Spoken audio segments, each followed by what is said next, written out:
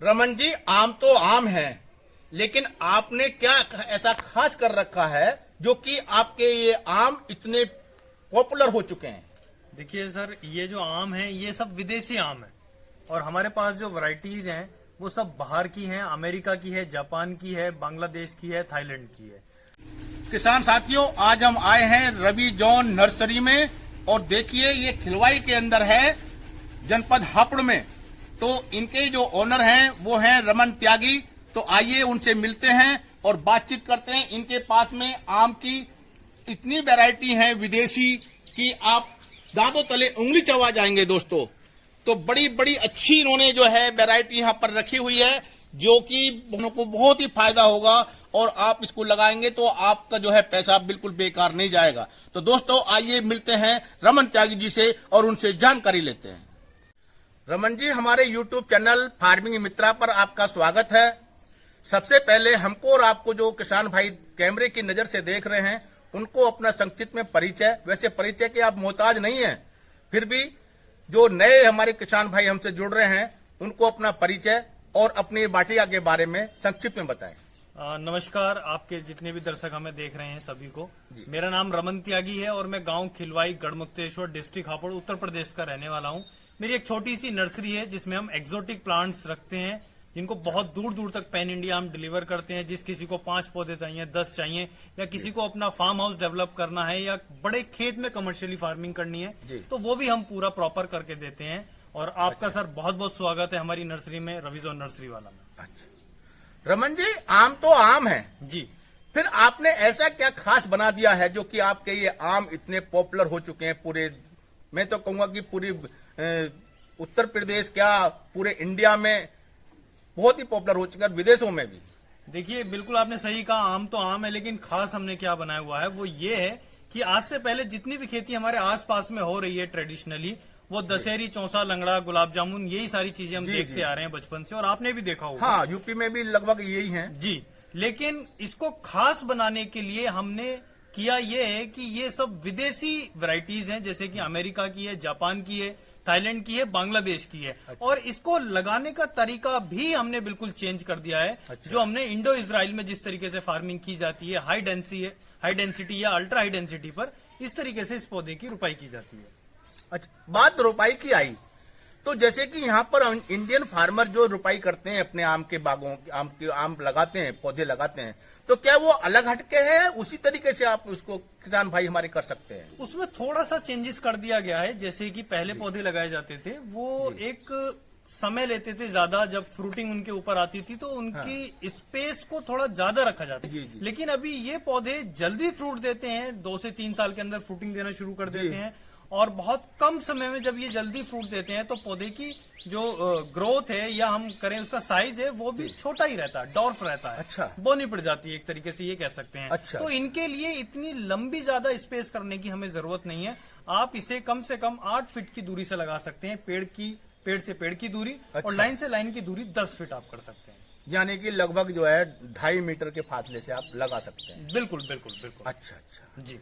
अब बात आती है जैसे कि हमारे जो यूपी में या जो दूसरे जो प्रदेश हैं वहां पर जो आम है वो काफी बड़े हो जाते हैं, हाइट में हो जाते हैं, बहुत ऊंचे, जिनको तोड़ना और उनको स्प्रे करना बहुत ही कठिन काम हो जाता है। जी। अगर टूटते भी है तो नीचे आगे गिर के वो फट जाते हैं। जी। तो क्या ये इनके लिए क्या करना होता है? देखिए इनका बहुत ही अलग सा सिस्टम है। आपको एक कैनोपी बना के चलना है इसकी। अच्छा। और कैनोपी का भी सिस्टम ये है, जैसे मैं आपको दिखाना चाहूंगा कुछ प्रैक्टिकली। आप देखिए जैसे यहाँ पे ये प्लांट्स रखे हुए हैं। जी। ये लगभग हाइट कितनी होगी आपके अंदाज से? 2.5 से 3 फीट? हाँ, 3 फीट। 3 फीट होगी। तो 3 फीट पे जाके क्या किया जाता है, अभी ये आप देख रहे हैं यहाँ से ये फुटान है, यहाँ इसकी ग्राफ्टिंग है। आप देखिए नीचे ग्राफ्टिंग है, यहाँ ग्राफ्टिंग है। हमें अभी क्या करना चाहिए करंट में, हमें यहाँ इसका कट लगा देना चाहिए, कट लगा देना चाहिए। ये पार्ट हमें काट के फेंक देना है। जब हम ये पार्ट यहाँ से कट करेंगे तो यहाँ से इसमें से 3 ब्रांचेज निकलेंगी। जी। और वो जब वो कहलाएगी फर्स्ट स्टेज पे जब हमने यहाँ कटिंग की तो वो ऐसे करके ब्रांचेज 3 निकली।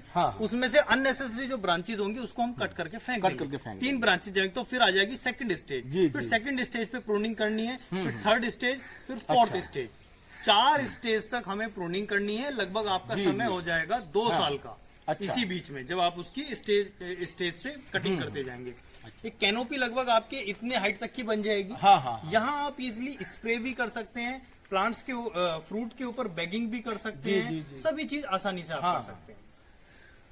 अब जैसे कि ये आपकी कैनोपी हो गई जी, अब हमें ये बताइए कि इसमें फ्रूट को कितने टाइम में आना शुरू हो जाता है? देखिए फ्रूट का जो टाइमिंग है वो 2 साल से 3 साल का है। अच्छा। 3 साल में तो फ्रूटिंग आ ही जाएगा, लेकिन 2 साल के अंदर भी कुछ प्लांट्स पे आपको फ्रूट देखने के लिए मिल जाएगा। जी। लेकिन आपको वो ड्रॉप करा देना है, तोड़ के हाँ। फेंक देना है, जिससे अच्छा। कि एक पहले फोकस करना है कि हमारी एक बार अच्छी ग्रोथ की कैनोपी तैयार हो जाए। जब वो आपको लगे कि हाँ कैनोपी तैयार हो गई है, जी, जी। तब आप फ्रूटिंग लेंगे। उस फ्रूटिंग लेने का भी सिस्टम है। मान लीजिए 2 साल या 2.5 साल आपको हो गए, एक कैनोपी बहुत अच्छी बन गई, जी। अब आपको फ्रूट लेना है, तो उसकी क्या टेक्निक है वो भी मैं आपको बता देता हूँ।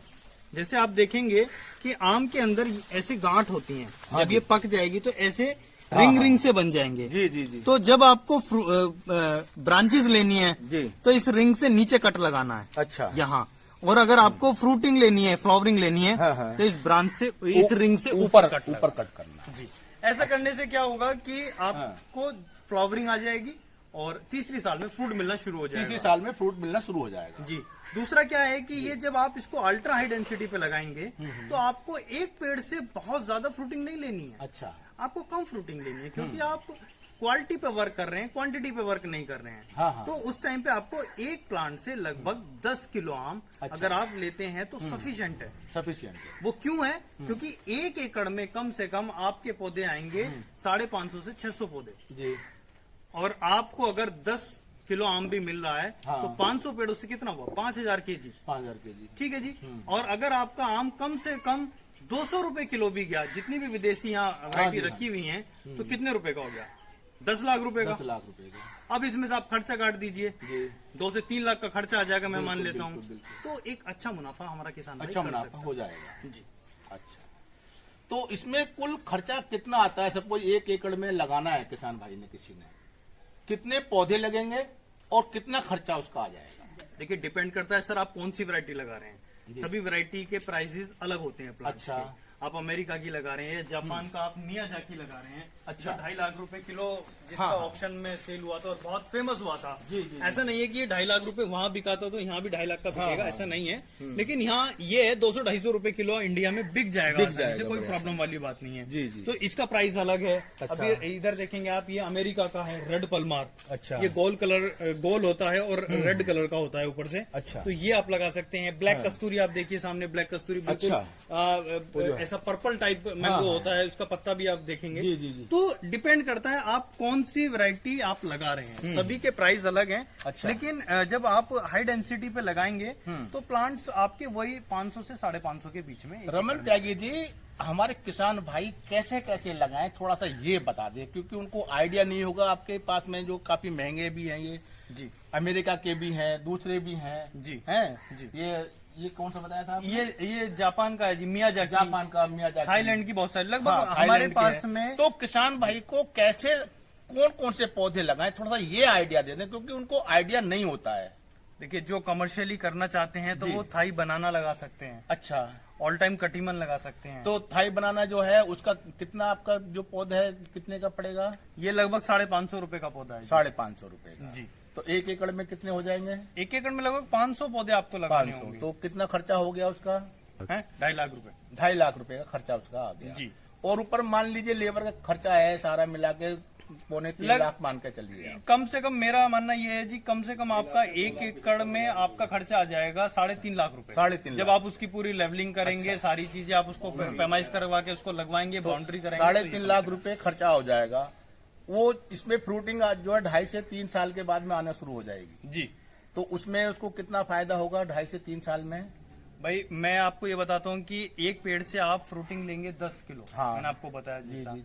अब आप बताइए कि बाहर का अगर आप आम लगा रहे हैं, कुछ डिफरेंट है जो यहाँ हमने देखा ही नहीं है इंडिया में, जी। तो आप उसे कितने रुपए का सेल करेंगे?